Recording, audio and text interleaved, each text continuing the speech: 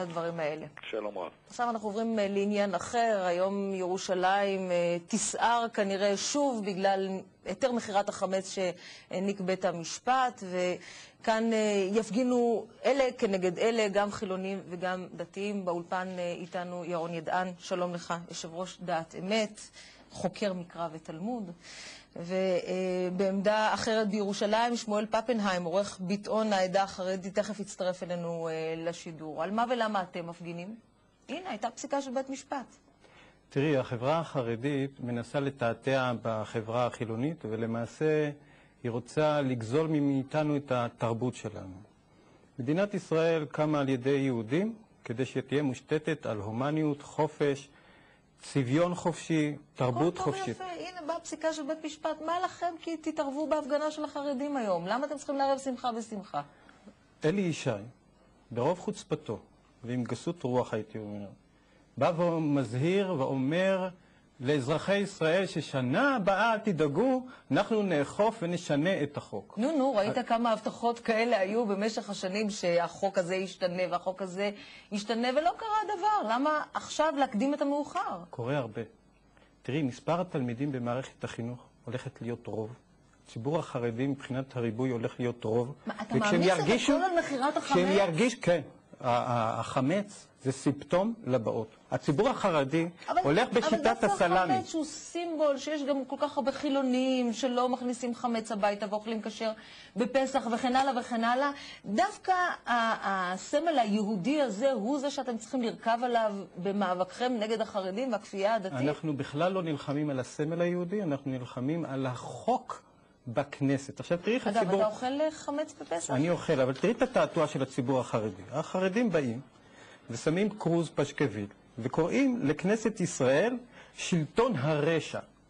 עכשיו הם באים, אגב, גם המנהיגים הרוחניים של רביץ וגפני, הרב קרליץ בא ואומר שהם למעשה בכנסת שתדלנים ואסור להם להכיר בכנסת ישראל כבית מחוקקים. אז למה הם שם? כי הם משתדלנים, הם צריכים לסדר חוקים לחילונים. צריך לבוא לציבור החרדי.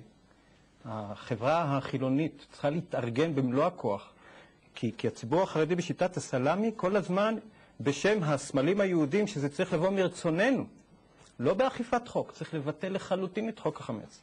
כי מדינת ישראל קמה כמדינה נאורה. מדינת יהודים, מדינה נאורה, החוקים צריכים לחול על כל אזרחי מדינת ישראל. אתה דווקא בא משם, נכון? אני הייתי שם במשך 17 שנים. הילדים שלי למדו, יש לי 8 ילדים, הילדים שלי למדו בבית יעקב ובחיידר, אני מכיר את התכנים שלהם. הייתי שם. בבתי המדרש... היית שם כמשפחה דתית חרדית? אנחנו חזרנו בשאלה כל המשפחה. כרגע כולם חילונים. אם הבנתי נכון, אז גם היית רב? הייתי רב, הייתי מומחה... כלומר, הוסמכת לרבנות? לא מטעם המדינה, כי המדינה מבחינת החרדים הליטאים שאותם רביץ וגפני מייצגים, זה נחשב רבנות מטעם שהיא פסולה והיא מוקצה מחמת מיאוס. אז לאיזה זרם היית שייך? אני שייך לזרם החרדי הליטאי שמתנגד תיאורטית לקיומה הציוני, כפי שהציבור החילוני מבין אותו, שמושתת על פי השוויון. ככה, אם בית הגידול הטבעי שלך הוא מה, הוא בני ברק? אני למעשה חזרתי בתשובה. בית הגידול שלי עד גיל 17.5 היה חילוני. חזרתי בתשובה בירושלים בתקופה של אורי זוהר ופופי קרנון, והשנאה לציונות כבר בשנה הראשונה לקח ממני הרב שקיבל אותי, לקח ממני את התעודת זהות, כי זאת הייתה שנת בחירות, ואמר לי אל תבחר כי זה ציונים רשעים. ומה שכואב לי, שמצליחים לתעתע בציבור החילוני.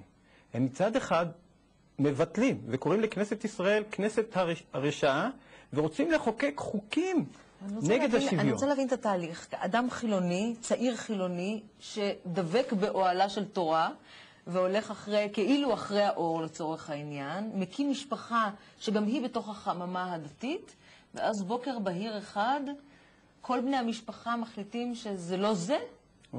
זה 6 שנים, תהליך שהבנתי שהעולם הדתי, התורה, המשנה, התלמוד זאת יצירה אנושית, שיש שם המון טעויות. טעויות משמע שלא אלוהים כתב את זה, כי אלוהים לא טועה. ובמשך חיות כפוסק הלכה, אתה חייב להתאים את המציאות להלכה, ואתה רואה שהיא לא תואמת. אני מבין שזאת יצירה אנושית, ואחרי שאני מבין שזאת יצירה אנושית, אני מבין שהגזענות והאפליה לנשים, חילונים, גויים, היא פשוט מזעזעת. אני חיברתי ספר כדי לזעזע את הציבור החילוני, ספר הדת קמה על יוצרה, היות וזאת יצירה אנושית שיצרו אותה. והם לא יכולים לשנות אותה כי הם טוענים שזה אלוהי, ואז חלים עלינו דיני אישות במדינת ישראל, שמחייבים חליצה. טקס חליצה במדינה נאורה, מחייבים דיני גירושים. אבל תסביר לי, ירון, תשמע, אתה מכיר את הנושאים האלה על בוריים. נכון. כיוון שגם אתה אומר, מעיד על עצמך שבאת משם, וכיוון שהדברים האלה הם גלויים ומונחים לפנינו כבר שנים ארוכות, המתח הזה שבין דתיים לחילונים הוא לא חדש. אפילו שינוי כמה וניסעה על הגל הזה במשך שנים. בכל זאת זה לא מצליח. איפה אתה תצליח במקום שאחרים נכשלו? אני חושב שיש לי ערך מוסף. הערך מוסף, אני באתי משם. אני מכיר את ההונאה שהם רוצים. מצד אחד הם קוראים לכנסת כנסת רשעה, מצד שני הם רוצים שהכנסת תאכוף עלינו חוקים. אבל מה אכפת לי? הרי בסופו של דבר הכנסת, לי, לצורך העניין אזרחי מדינת ישראל, לצורך העניין, הכנסת היא כנסת דמוקרטית, והרוב הוא שיקבע. ואם יהיה רוב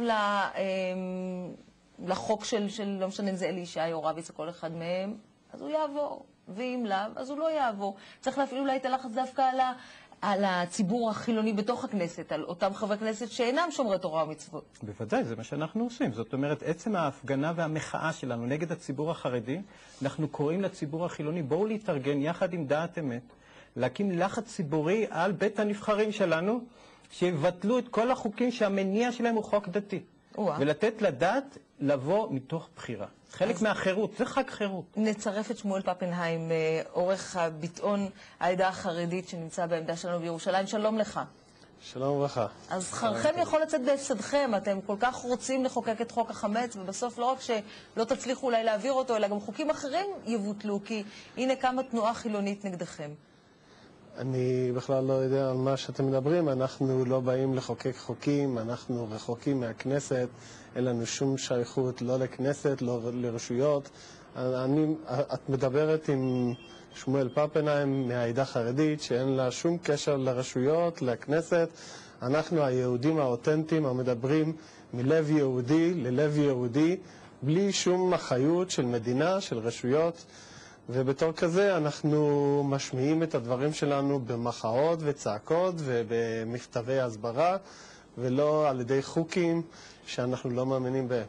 אתה שייך לתולדות הארון?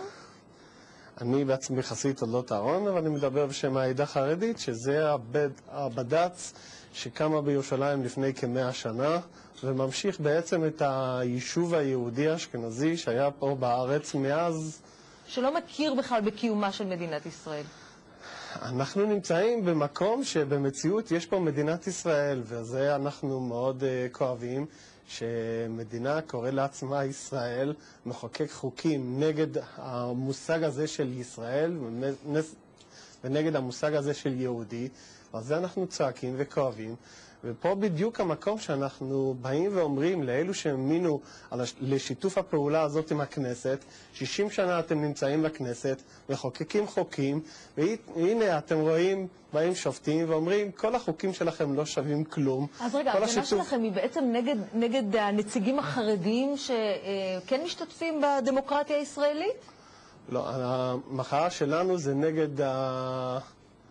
נגד החקיקה ששופטת ישראלית בשם ישראל, בשם משפט העברי, מגיעה ואומרת לעם ישראל ולעולם כולו, הוא אומר, אין משפט עברי, אין תורה, אין שולחן ערוך, אנחנו מחוקקים חוקים איך שאנחנו רוצים, ואנחנו רוצים לעשות צביון חדש לעם היהודי, מושגים אחרים ליהודי העולם, אין תורה, אין שולחן ערוך, אז אנחנו צועקים.